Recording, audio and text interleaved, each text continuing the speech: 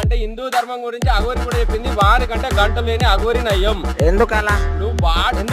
వాడు మంచి మంచి ఫ్యామిలీలను డిస్టర్బ్ చేస్తూ మంచి మంచి కుటుంబాలను చిన్న భిన్నం చేస్తుండండి. ఎవరినైతే ఎంత బ్లాక్ మెయిల్ చేస్తుండో తెలుసా? ఒకటండి, పెద్ద పెద్ద సినిమా యాక్టర్లను నాగార్జున గారికి ఉగ్రవాదులకు సంబంధం ఉంటారని అంటాడు.